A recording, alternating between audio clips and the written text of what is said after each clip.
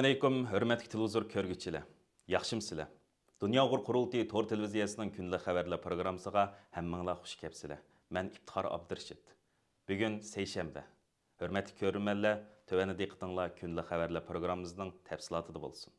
Amerika hökuməti üçün ciddi məsələ olub atqan köçmənlər məsələsi hər qaysı sahəni oylandırıb atqanda Meksika chegarasida siyasi panoh tilashga urinayotgan Xitoy köçmənlərinin shiddat bilan ko'payishi yana bir qatim diqqat qo'zg'ashga boshladi. Amerika ovozining 25 dekabrdagi xabarda aytilishicha, Amerika hukumati 1882 yil qonunga aylangan Xitoylarni cheklash qonunini 1943 yilda bekor qilgan bo'lib, amdilikda buning 80 yilligini xotirlayotganda qonunsiz Xitoy köçmənlərinin birdala zo'r sonda Amerika bosog'ida paydo bo'lishi zo'r g'ulg'ul paydo qilgan. Amerika chegara chorlash tarmoqlarining statistikasida ko'rsatilishicha, 2023 yili yanvardan sentabrgacha 24 mingdan ortiq Xitoy qonunsiz holda Amerika chegarasidan o'tgan va siyosiy panoh talab qilgan. Maryland universitetining professori Madeline Shu bu Xitoylar haqida to'xtalib, Xitoydagi iqtisodning langishib kelayotganligi, hukumatning bargan sari yuqori pallaga chiqayotgan kontrolligi va boshqa turli cheklimlar tufaylidan ular Amerika tavasida yangi hayotlik makon izlashga majbur bo'lgan degan. Xabarda aytilishicha, Xitoyga yordam, ya'ni China Aid tashkiloti bu xildagi Xitoylarning panohga iltimosiga qulaylik yaratib berishda cho'ng rol o'ynamoqda ekan.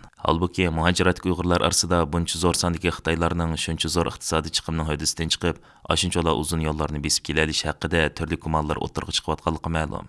Tığım mühimi, Amerika hökuməti başçılığındakı bir qism g'arb parlamentləri irqiy qirg'inchilik uchirgan deb qarayotgan Uyg'urlarning emas, balki iqtisodiy ahvoli yaxshi bo'lgan minglagan Xitoy fuqarosining shuncha zo'r sonda qonunsiz yo'llarni besib Amerika chegarasida siyosiy panoh tilishi turli g'ulg'ulga sabab bo'lmoqda.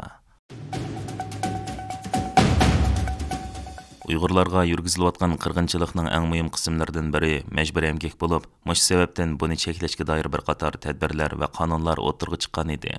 Xitoy hukumatining bundan qarshi tezdan ish ko'rib, majburiy emgak mahsulotlarini torda sotishni rag'batlantirishga o'tganligi ma'lum. Uningga munosabatlik savdo spolardan biri Xitoyning Temu tor bo'lib, BBC agentligi 20 dekabr kuni bu haqda maxsus obzor e'lon qildi. Obzorda aytilishicha, mazkur mal sotilish supisini ishlatish uchun ular yasagan appni telefon yoki kompyuterga tushirsalar bo'ldi ekan.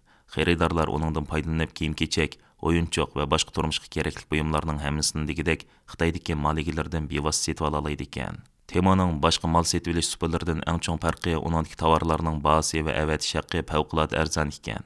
Mutaxassislar bo'lsa, buningdagi oshqishlik sababning dal bu tovarlarning ishlab chiqarilishdagi majbur emgak omili ekanligini ta'kidlagan. Angliya parlamentining a'zosi, parlament qarmog'idagi tashqi ishlar favqulodda komitetining mas'uli Alicia Kearney muxbirlarga so'z qilib, hozir Temo va buningga aloqador masalalar bizning zo'r andishimizni qo'zg'amoqda degan. Ma'lum bo'lishicha, Temo 2022 yildan boshlab Amerika va Angliyada ommaga ishlatilgan hamda tezdan necha 10 million iste'molchi aktiv foydalanadigan tor orqali mal sotilish supisiga aylangan. G'arb dunyosidagi iqtisod sohasida ko'rilayotgan davolg'uchlar millionlarcha iste'molchini mollari bekma arzon bo'lgan Temo torga tezdan jalb qilgan. Holbuki dunyo kiyim-kechak bozori, qiyam bozori va boshqa kundalik tovarlarning bevosita yoki vositalik holda Sharq Turkistondagi majbur emgakka bog'lanib kelayotganligi ma'lum bo'lganlikdan, bu sohadagi tovarlarning g'oyat zo'r miqdorda g'arb bozoriga kirishi cheklamaga uchirgan. Temoning umumlashishi bo'lsa, bu jihatda g'oyat zo'r yo'l chiqashgan. Forbes torining 20 dekabrdagi obzorda aytilishicha, vatanimizdagi majbur emgak hozir barg'ansir umumlashayotgan bo'lib, Amerika boshchiligidagi g'arb davlatlari buningga qarshi turli tadbirlarni o'ttirib chiqarishga boshlagan. Bu jihatda hamma kishi o'z hissini qo'sha oladigan bir muhim qadam dal iste'molchilar halqasi bo'lib, ularning Temoga o'xshash supalardan majbur emgak chetishlik mahsulotlarini sotib olishni to'xtatishi buning bir misol hisoblanadi ekan.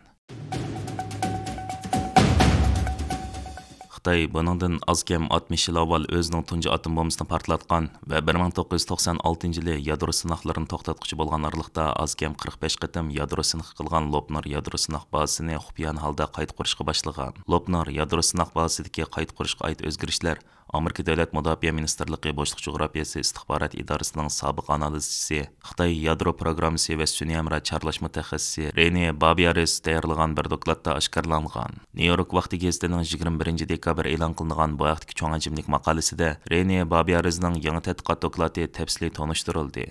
Rene Babiarisning sun'iy amra suratlaridan bayqishicha, yaqında bir burg'ulash supisi Lopnor yadro sınaq maydonida taxminan 1 kilometr cho'nqurlikdagi bir tik quduq qazgan. Bu Beijingning tez kengayotgan yadro qurollar kuchini oshiradigan yangi avlod yadro qurollarini sinoq qilmaslikni o'ylashayotganligining kuchli dalili deb qaralmoqda.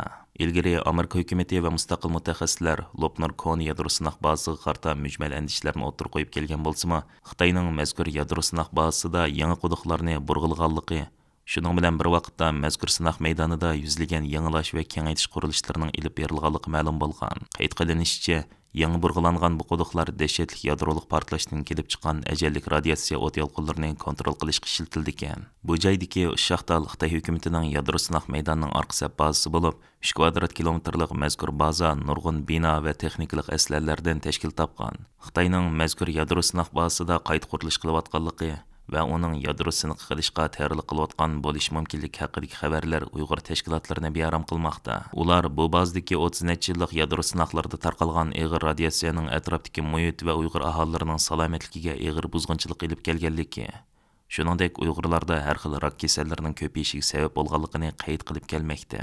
Lopnor yadro sinoq bazasi 1985-yili 12 dekabr kuni portlagan Sharq Turkiston tarixidagi eng chong ko'lamli oliy maktab o'quvchilarining namoyishini keltirib chiqargan sabablarning biri bo'lgan.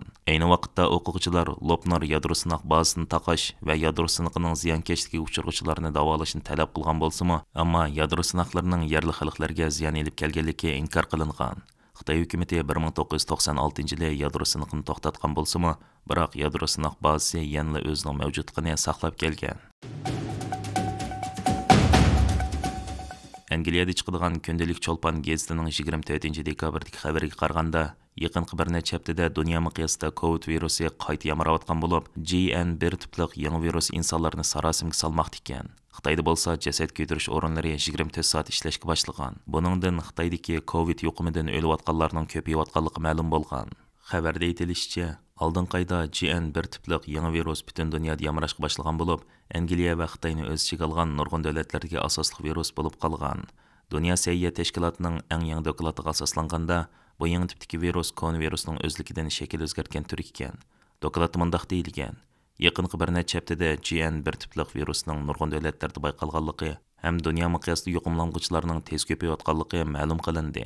Bu virus tez surat yamarganligi uchun Dunyo sog'liqlik tashkiloti uni burungi COVIDning yangi varianti, ya'ni ani COVIDning yangi tug'indisi deb izohladi. Xabarda berilgan ma'lumotga asoslanganda, Xitoyda hozir 118.977 odam yangi COVID virus bilan yuqumlangan bo'lib, 7.557 odamning ahvoli xatarlik ekan. Halbuki Xitoy taraf qancha odamning o'lganidan hech ma'lumot bermagan. Hindistonda mu ahvol og'ir bo'lib, ammo Hindistondagi aloqador mas'ullar hozirgacha cho'ng mas'ul yo'q deb vaziyatni normal ko'rsatishga uringan. Navbatda JN1 tipli virusning ilgari COVID yamargan barliq davlatlarda qayta yamrash ehtimoli kuchli ekan. Hurmatli ko'ruvchilar, yuqorida diqqatingizga kunlik xabarlar programmamizning tafsilotini sundik. Kelar qitimliq sonimizgacha ko'rishgacha omon bo'lgaysizlar. Stansiyamizning YouTube kanaliga a'zo bo'lishni unutmang. Xayr xo'sh.